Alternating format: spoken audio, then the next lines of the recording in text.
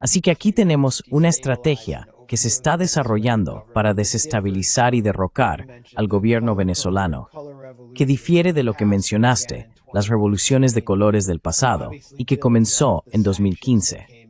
Obviamente se basa en las sanciones que se impusieron bajo Obama y que se intensificaron bajo Trump y Biden, pero también refleja el fracaso de la estrategia de reconocer un gobierno paralelo alternativo bajo Juan Guaidó, y se está moviendo más hacia el uso de la criminalización y tácticas de la guerra contra las drogas para aumentar la actividad militar.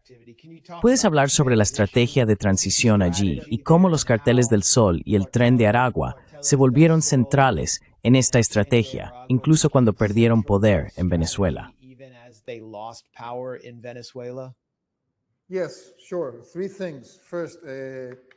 Sí, claro. Tres cosas. Primero, de hecho, quiero aprovechar la oportunidad para aclarar un error que he cometido en entrevistas anteriores con Glenn Deason y luego con Ahmad de Propaganda & Co., porque en realidad situé el cambio de paradigma respecto a Venezuela en 2019. Eso es un error. Fue en 2020.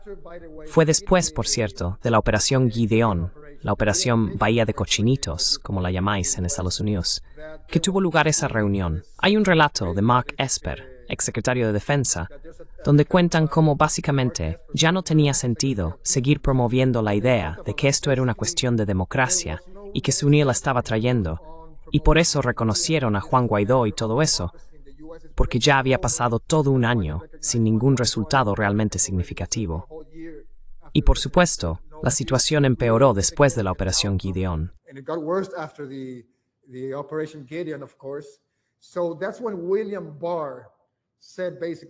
Así que fue entonces cuando William Barr básicamente dijo, miren, no tenemos que politizar esto, aunque estoy parafraseando, pero no tenemos que politizar esto. Se trata de un asunto de seguridad. Nicolás Maduro está involucrado en lavado de dinero y narcotráfico. Y luego, tras un tiempo sin oír hablar del tema, volvió a surgir el cartel de los soles. También hubo informes, como el que escribió Douglas Farah, poco después de la acusación y la recompensa. En ese momento, había una recompensa de $15 millones por información que condujera al paradero de Nicolás Maduro. Por cierto, estoy señalando hacia dónde estaba en el Palacio de Miraflores. Ahora me deben dinero. Y así fue como empezó a crecer todo esto. El informe en realidad lo llamó la empresa criminal bolivariana conjunta. Ese era el término que él quería acuñar, que curiosamente no tuvo mucho éxito.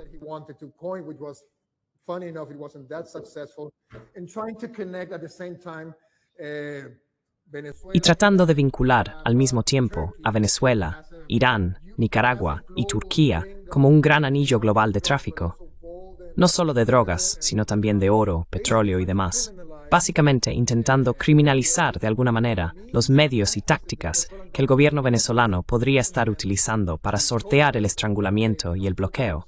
Ya sabes, el estrangulamiento de las sanciones y el embargo comercial. Y estamos hablando de que esto ocurre durante los peores años, económicamente hablando. 2019, 2020, 2018. Antes de eso, en medio de la campaña de máxima presión. Recuerda que el 99% de los ingresos petroleros se desplomaron, etc.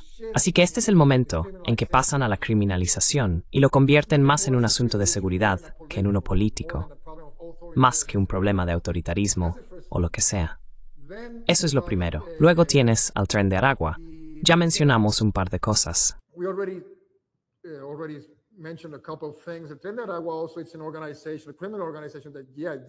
El Tren de Aragua es también una organización criminal que efectivamente existe. Se originó en la prisión de Tocorón, en el estado Aragua, de ahí proviene el nombre, durante los años del auge de lo que aquí se llamaron megabandas, es decir, grandes estructuras criminales que en realidad se beneficiaron del boicot económico. Y eso forma parte de... También fue una mutación en la criminalidad venezolana. Ya no se trataba solo de bandas territoriales que controlaban pequeños trozos o secciones de barrios, ciudades o zonas rurales, sino de organizaciones reales que se expandieron.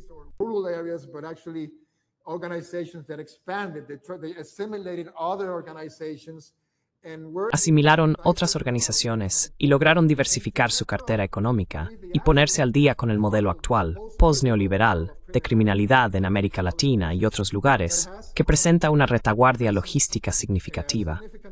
Piensa en el primeiro comando da capital de Brasil, piensa en los monos en Argentina, piensa en las maras, Mara Salvatrucha, MS-13, y te harás una idea del tipo de organización del que estamos hablando. No son tan diferentes. Quiero decir, hay un libro de no ficción, escrito precisamente con ese propósito, por Rona Rísquez, una periodista de investigación de aquí, que también contiene, sí, una pizca de verdad, o llamémoslo islas de verdad, en un océano de mentiras y engaños. Ella lo llamó la banda criminal que revolucionó el crimen en América Latina, lo cual es una completa tergiversación de la verdadera evolución de la criminalidad en toda la región.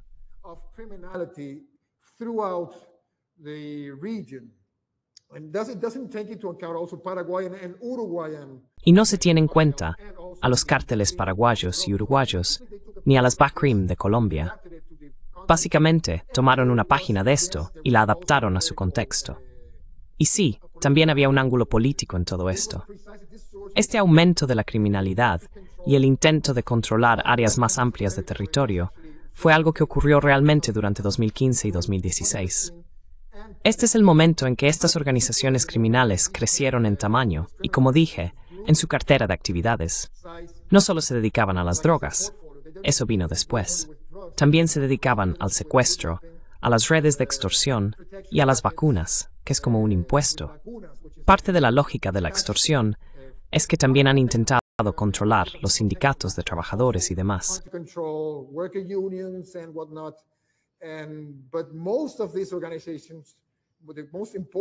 Pero la mayoría de estas organizaciones, las más importantes, fueron en realidad, aparte del Tren del Agua, que surgió después, básicamente desmanteladas. Recuerdo, por ejemplo, que la más peligrosa se llamaba el Picure, allá por 2015, 2016. Era un grupo rural, que de hecho es el precursor de lo que más tarde se convirtió en el Tren del Llano. Y en el caso del Tren del Agua, lo que hizo que, aparte del bombo, y hablo sin adornos, sin exageraciones, lo que hizo que se expandiera fue en realidad la migración acelerada, que está completamente relacionada con el régimen de sanciones, con el casi colapso de la economía venezolana, los salarios y demás, y con la sobreestimulación por parte de otros gobiernos.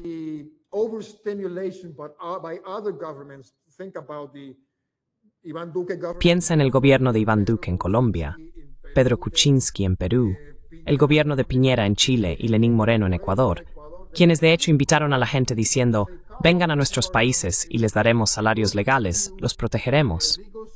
Pero por supuesto, estamos hablando de estados que en realidad no pueden proteger ni siquiera a su propia gente. Entonces, ¿cómo van a proteger a los venezolanos? Esto en realidad, a largo plazo, se convirtió en un problema social y en uno xenófobo que alcanzó un punto muy importante en 2020 durante la pandemia, cuando muchas de estas personas básicamente decidieron abandonar el país a pie, de la misma manera que lo hicieron antes.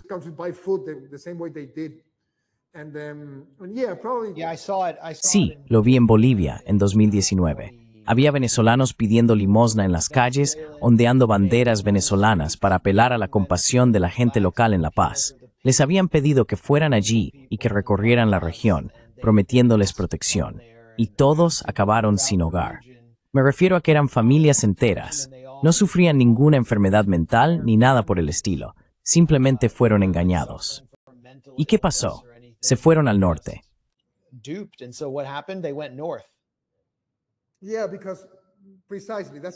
Sí, porque precisamente ese es el asunto. Cuando hubo, llamémoslo, un contraéxodo desde todos estos lugares, cuando estaban regresando, ya fuera caminando o por otros medios, de vuelta a la parte norte del continente, fue cuando se implementó el TPS en 2021. De hecho, muchas de las personas que empezaron a cruzar el tapón del Darién, que recordarás fue un episodio horrible en este periodo, en la larga historia de la migración venezolana, porque vimos las imágenes terribles de gente muriendo o perdiendo la razón o lo que sea, intentando cruzar uno de los lugares más difíciles del mundo, una de las selvas más hostiles del mundo, para poder llegar al otro lado de Centroamérica.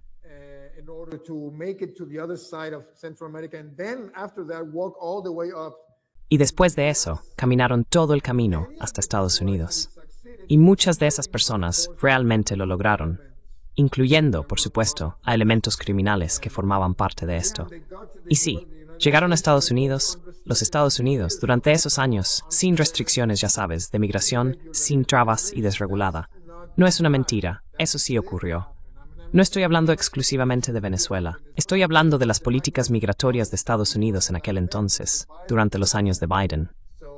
Así fue como entraron en Estados Unidos, solo para después ser trágicamente criminalizados de la manera en que lo fueron. Y no hablo solo de criminales.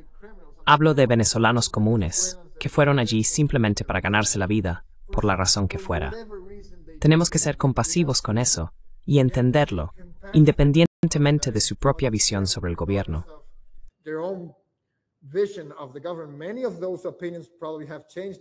Muchas de esas opiniones probablemente han cambiado ahora, que han sido puestas en riesgo por el gobierno venezolano, o después de haber pasado por el infierno de Seco, ya sabes, la prisión de máxima seguridad en El Salvador, o incluso por Guantánamo.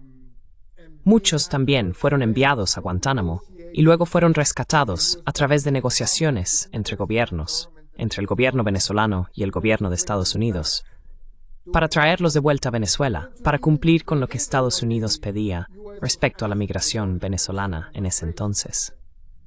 Pero también ha sido durante toda esta década, en una ficha de negociación. Quiero decir, el valor de las vidas de estos venezolanos es enorme, casi nulo, especialmente ahora, especialmente después de Gaza. Es decir, ahora estamos detrás del paradigma de Gaza, donde las vidas de las personas racializadas del sur global valen tan poco como cualquier otra cosa.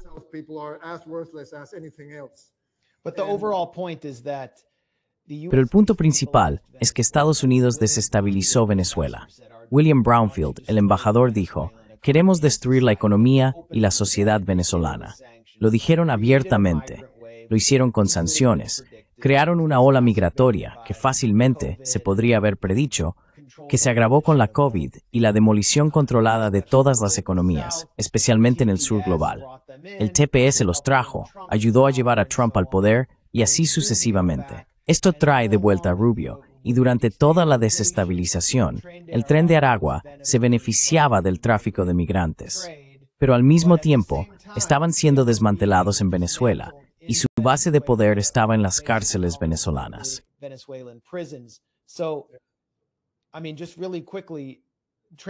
Quiero decir, muy rápidamente, que el Tren de Aragua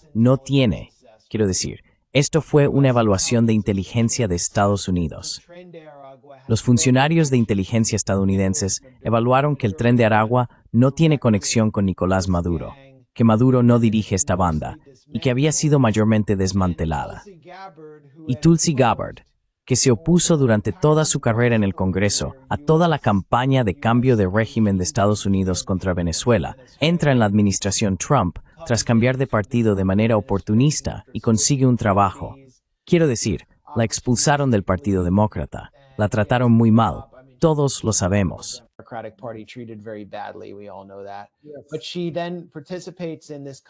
Pero luego, ella participa en este tipo de operación de inteligencia compartimentada, algo así como el análogo venezolano de la Oficina de Planes Especiales que los neoconservadores dirigieron antes de la invasión de Irak, en la que canalizaban información falsa directamente al presidente y al público, eludiendo a la llamada comunidad de inteligencia porque ésta no estaba evaluando que Irak tuviera armas de destrucción masiva.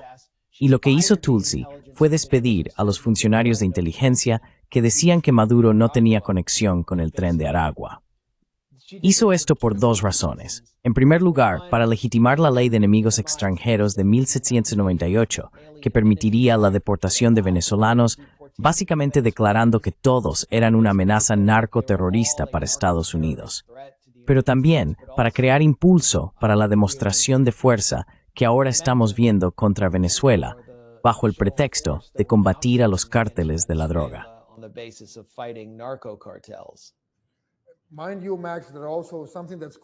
Ten en cuenta, Max, que aquí también hay algo bastante importante. Es un informe. Puedes rastrearlo. Puedes seguirle la pista hasta esto. Hay un informe del American Enterprise Institute, por supuesto, que es la evaluación de referencia que el gobierno de Estados Unidos ha repetido todo este tiempo. Fue escrito por un tipo llamado Joseph Humire y se basa principalmente en rumores o información de segunda mano, en todo el sentido de la palabra, no solo fuentes secundarias, sino información de segunda mano, para presentarlo como una especie de actor proxy, con negación plausible del gobierno venezolano. De ahí es de donde realmente proviene, y es muy mediocre y endeble.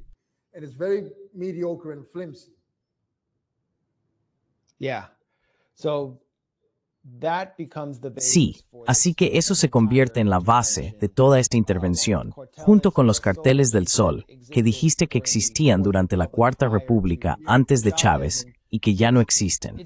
Así que esto fue mencionado. Los carteles del Sol fueron la base para la recompensa. Esto está en la página web del Departamento de Estado o del Departamento del Sur de Florida. Acaban de aumentar la recompensa a $50 millones, la misma que la de Bin Laden. Nos informan que el cabello de Nicolás Maduro es negro y sus ojos son marrones. Así que, en caso de que lo encontremos, podemos capturarlo.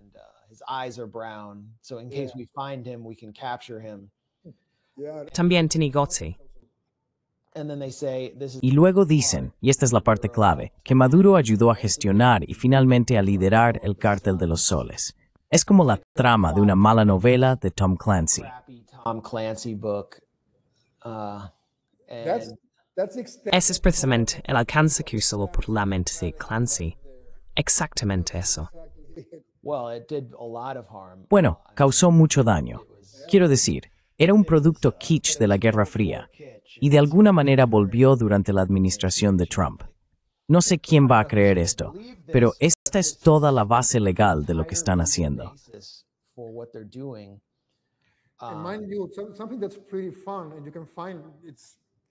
Algo bastante curioso, y puedes comprobarlo, es que el nombre proviene de los años 90.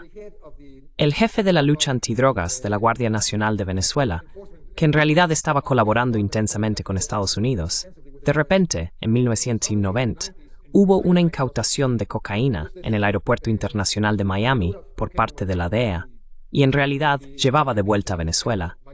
Llevaba de vuelta al general de brigada, Ramón Guillén, que en ese entonces era el hombre de la CIA en Venezuela. Y la persona que estaba haciendo todas las acusaciones y trabajando con la CIA fue reconocida en ese momento como el activo más confiable de la CIA en Venezuela.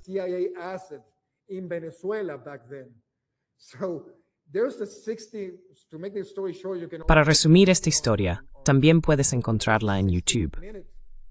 Hay un programa de 60 minutos centrado precisamente en este episodio de la guerra contra las drogas, por supuesto, con las drogas ganando por goleada, en el que fue otro episodio más de la CIA actuando supuestamente en una dirección diferente a la de la DEA, porque la CIA en realidad se reunió con el agregado de la DEA aquí en Caracas y le pidió básicamente que permitiera el paso de esto, porque este tipo, Ramón Guillén Dávila, en realidad estaba cumpliendo órdenes de ellos e infiltrando el cartel de Medellín.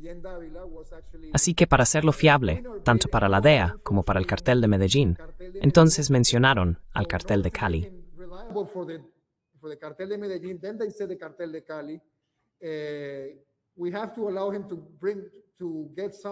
Tenemos que permitirle que algunas de las remesas de drogas lleguen a Estados Unidos.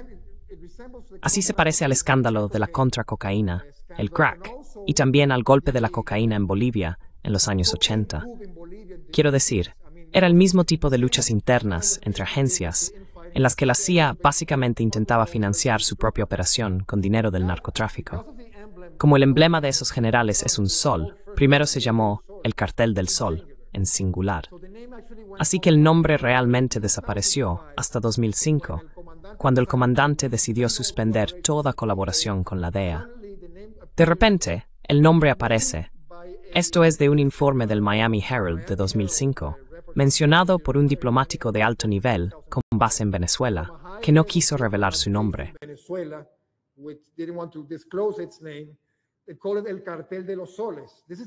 Lo llaman el Cartel de los Soles. Este es el momento en que reaparece, después de todos estos años. Y por supuesto, el tipo que lo dijo fue William Brownfield. ¿Quién más iba a decirlo en ese momento?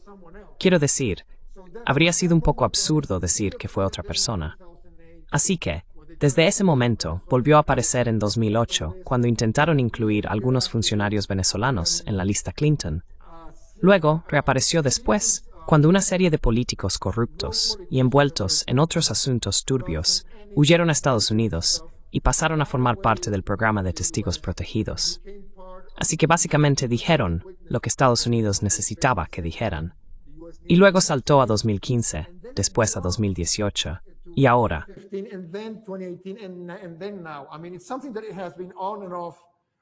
Quiero decir, es algo que ha ido y venido según la coyuntura y según las necesidades políticas de la agenda en el momento actual. Y ahí es donde tenemos que situar al cartel de los soles ahora mismo. No estoy diciendo que no haya corrupción o que no existan elementos corruptos y descontrolados dentro de cualquier estructura de seguridad que exista en Venezuela, porque es muy difícil. Quiero decir, los carteles tienen mucho poder. Pero según la ONU y todos los organismos serios de control de drogas, solo alrededor del 5% de las drogas transitan por Venezuela hacia Estados Unidos o hacia Europa y África. El mayor movimiento ocurre en la cuenca del Pacífico y proviene de Ecuador, nada menos. Ecuador y Colombia, como bien sabes.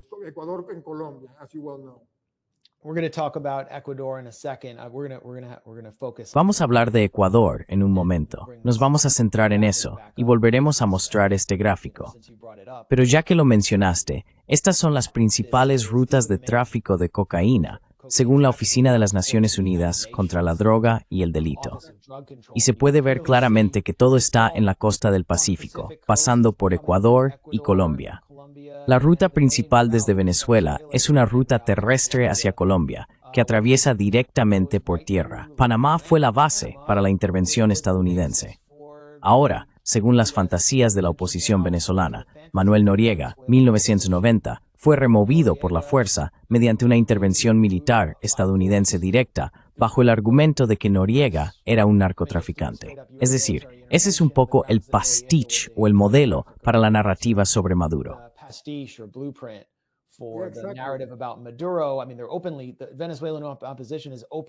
Quiero decir, la oposición venezolana está diciendo abiertamente, queremos hacer un Noriega. ¿Y quién era Noriega? Era un antiguo colaborador de la CIA. La CIA trabajó con él para reprimir a las fuerzas socialistas en las universidades durante los años 70. El abogado de Noriega, por cierto, me ha escrito para quejarse de que he dicho eso, pero hay muchos documentos que lo respaldan. Como mínimo, era alguien a quien Estados Unidos veía como una especie de aliado antes de que empezara a buscar su propio espacio y a nombrar a miembros afropanameños en su gabinete. Y ahora Panamá no es más que una lavandería de dinero para cárteles internacionales. Y obviamente, las drogas van directamente a México. Es decir, no se ven rutas desde Venezuela. Así que es un fraude total lo que estamos presenciando. Pero antes,